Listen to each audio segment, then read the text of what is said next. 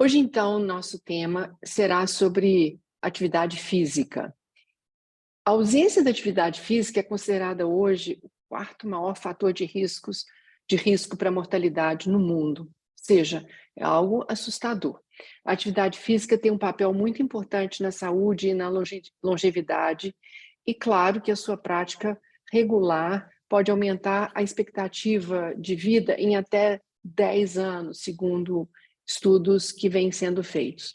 Movimentar o corpo regularmente ajuda a prevenir doenças crônicas importantes, como alguns tipos de câncer, diabetes tipo 2, a obesidade, as doenças cardíacas, as posturais.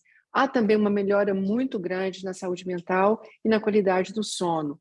Então, tornar a atividade física uma parte importante da sua rotina é crítico.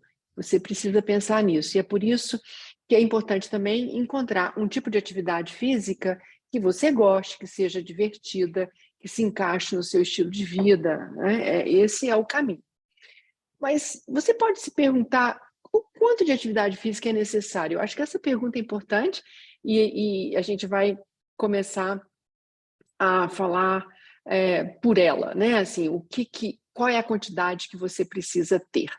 A OMS recomenda a prática de pelo menos 150 a 300 minutos de atividade física aeróbica de intensidade moderada por semana, ou 75 a 150 minutos de atividade física aeróbica vigorosa por semana, esse em ambos os casos para adultos.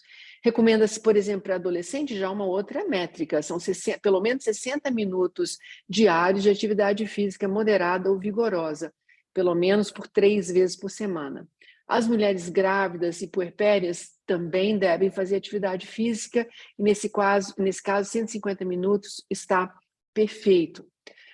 Acontece que se a pessoa fizer atividade física de forma moderada, já num plano muito mínimo, por exemplo, 150 minutos por semana, que significa, nesse caso, 5 dias você caminhando por 30 minutos, já fará uma enorme diferença para a sua saúde física e para o seu bem-estar. Então, vale a pena considerar.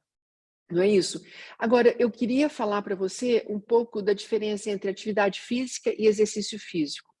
Muitas pessoas não sabem a diferença entre esses dois tipos de atividade, e há algumas diferenças consideráveis, né?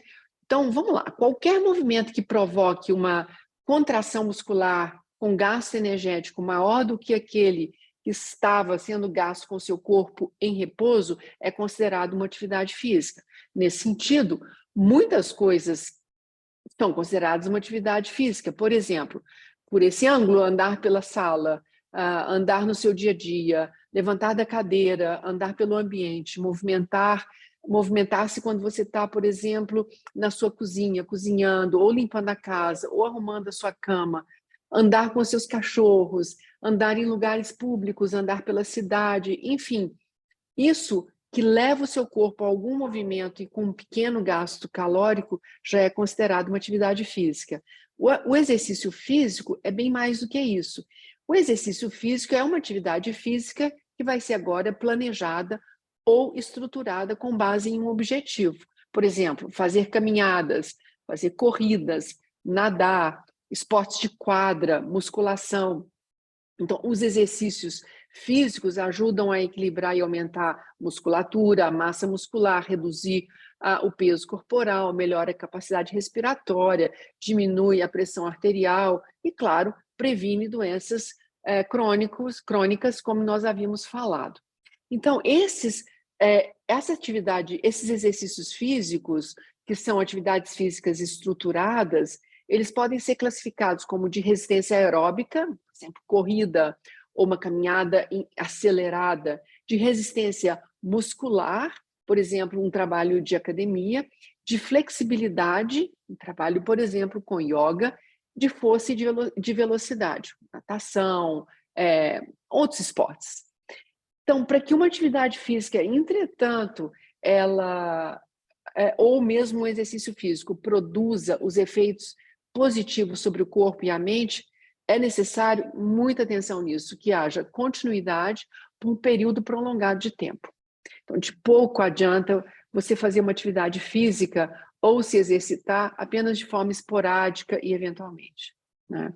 O grande desafio, entretanto, a ideia de movimentar o corpo é, sem dúvida, o estilo de vida atual.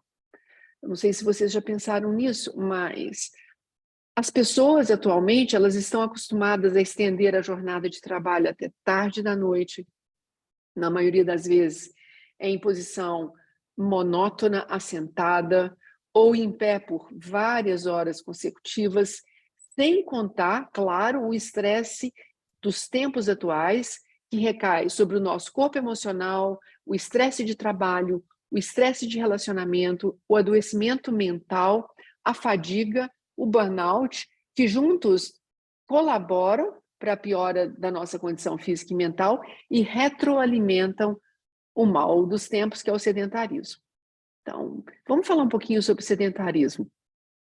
Se por um lado uma pessoa, como eu disse ainda há pouco, esgotada fisicamente ou emocionalmente, ela não vai ter energia nenhuma para fazer qualquer atividade física, e ela então cai numa vida extremamente sedentária, o fato dela viver assim, isso também agrava ainda mais o sedentarismo, porque ela esgotada não se movimenta.